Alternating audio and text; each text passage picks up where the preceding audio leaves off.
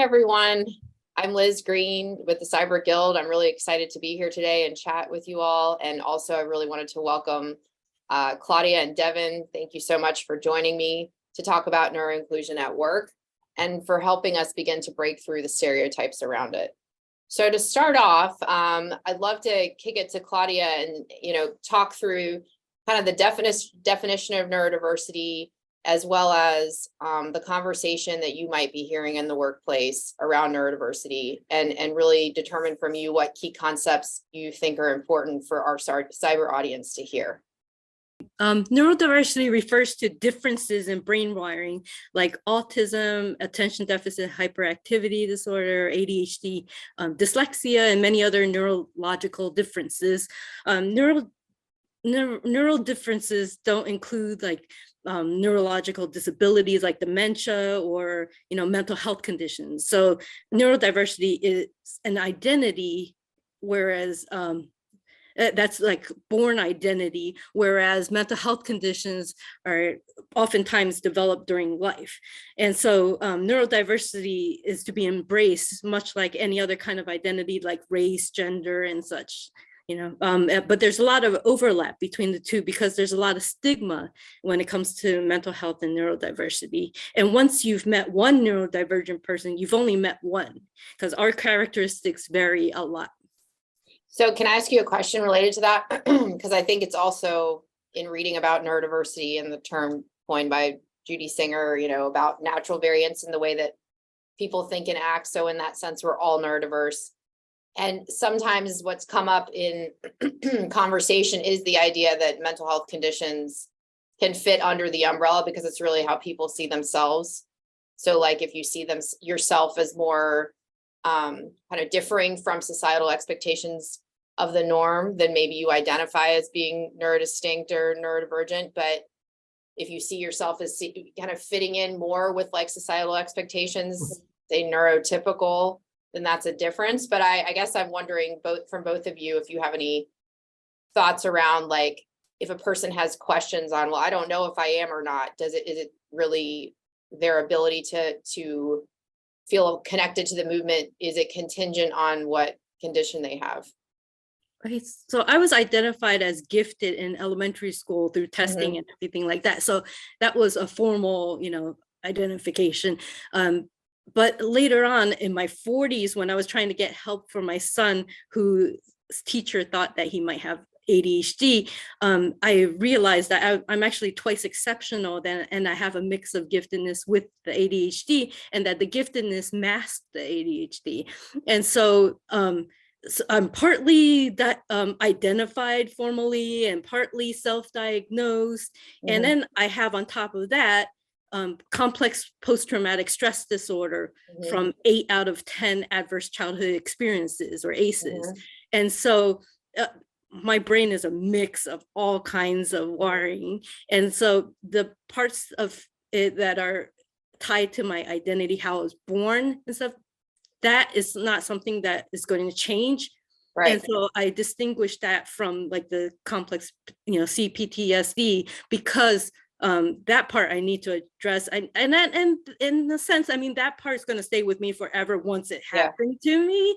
Yeah. But it's something that I had to learn to manage, Yeah, I'm sure. Devin, do you have any thoughts on any of this?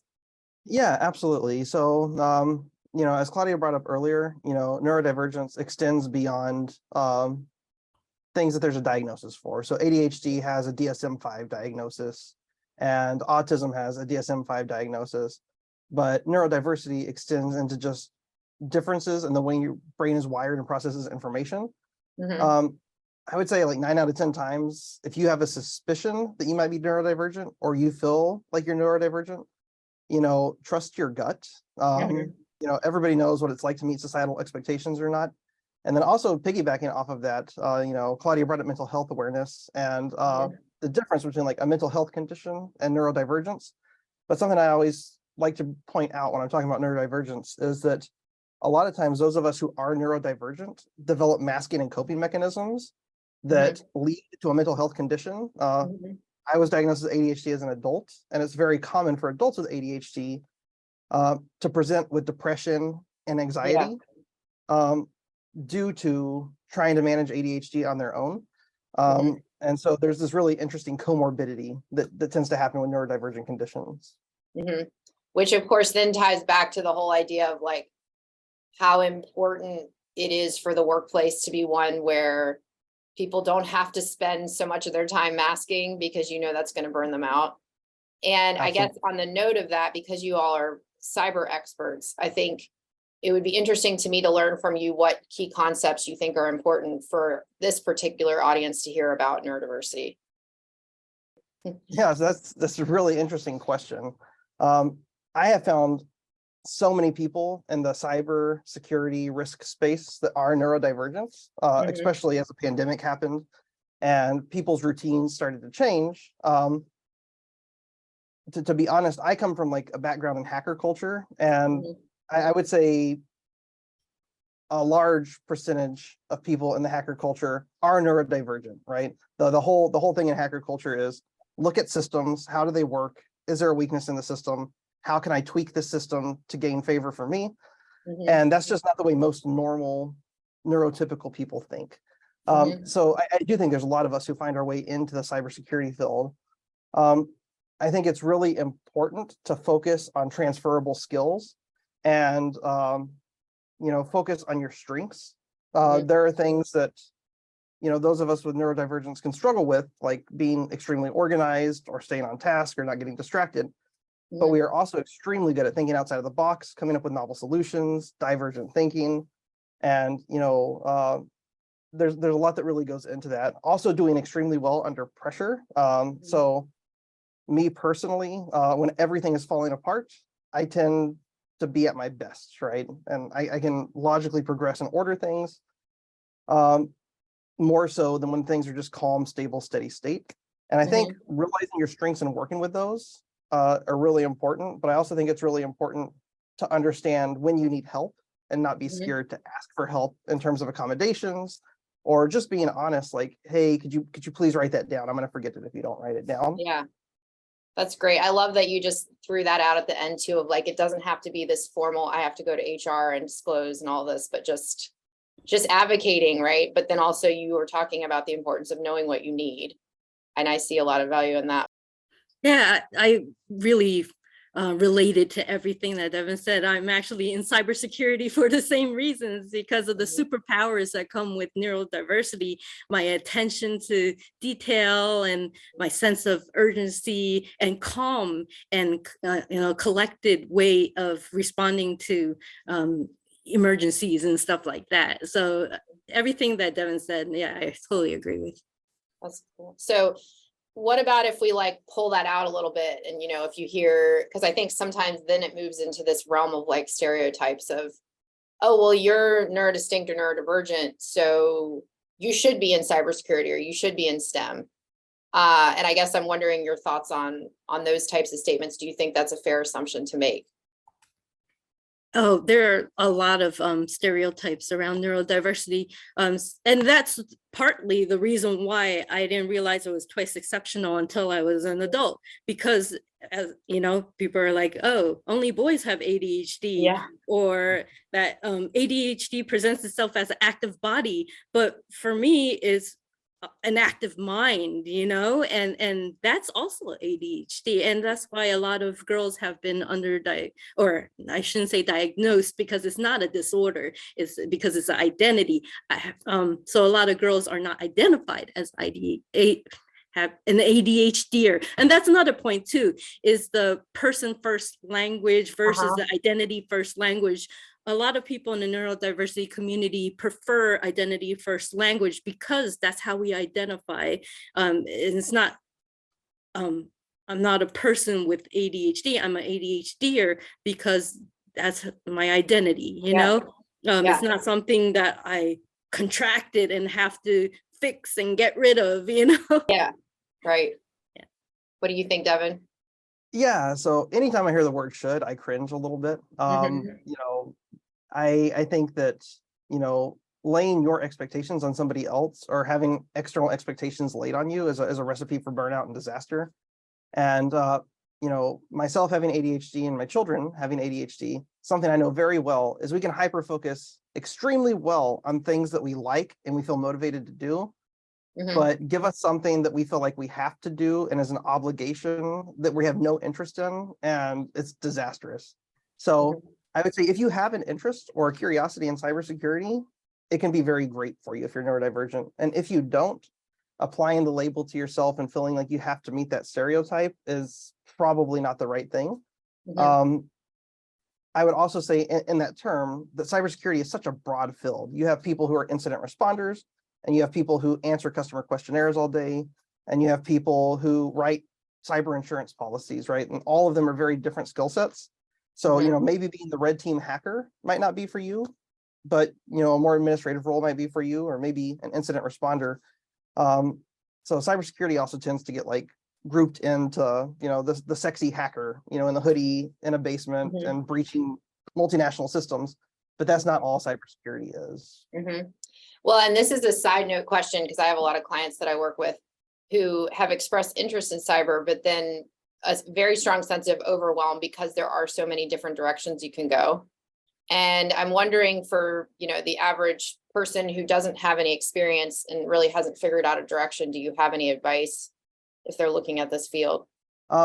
So yeah, I definitely recommend starting with, a simple body of knowledge. So, there's a couple out there, CISA has their own body of knowledge, ISC squared, something like a Security Plus or a Security Fundamentals, and just learn the basics of like, what is information security?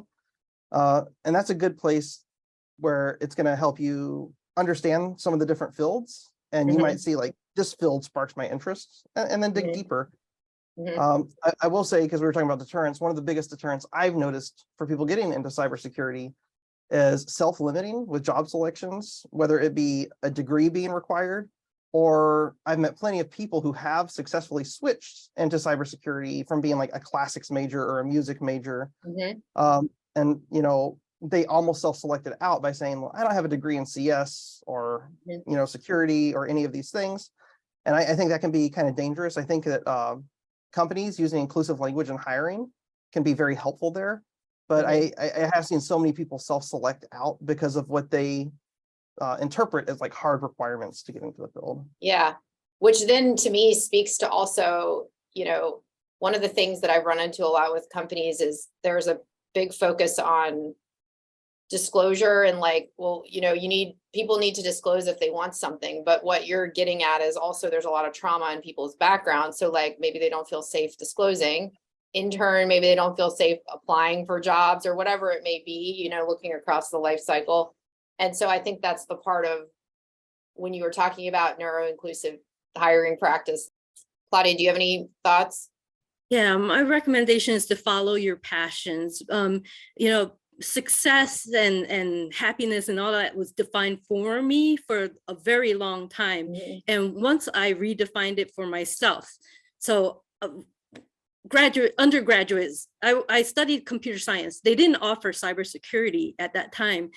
So I had the computer science background, but then for my graduate studies, I got to study what I wanted to go to college for, which was psychology, And then that combination, everybody needs physical and mental health, just like you need physical and cybersecurity, And so it was a really great combination. And then from there, not only did I study go into cybersecurity from project management and program management, but I also had an interest in mental health and diversity, equity, inclusion, accessibility. And so that whole combination, it just all fit together really nicely. And it fits together nicely, especially when it comes to humane tech. Right now, artificial intelligence is such a trend right now, and it's moving faster than we're taking the time to do the due diligence to make sure that we're creating humane tech. And so that's why it's important to come at this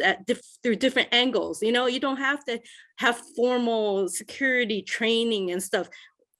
We need people with other skills too and experience. So that's really interesting. On the note of that, Devin, I was going to ask you, because this kind of, again, if we're talking about mental health, then of course we think about burnout. But what advice would you offer a cyber professional who identifies as neurodivergent and then suffers from burnout?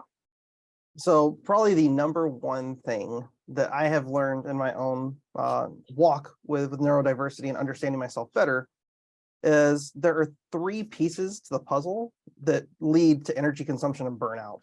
And I like to refer to them as T. Everybody has time, energy, and attention, and monitoring those, as well as like your signs, whether they be physiological signs, increasing heart rate, increased headaches, people get these triggers that start to develop when they're under stress, and learning to listen for those, but also understanding that, if you're giving something a ton of attention and energy, maybe it's not necessary to do 8 hours straight, right? You might be able to cram 2 weeks worth of work into a 2-hour period, and you don't have to be 100% on all the time.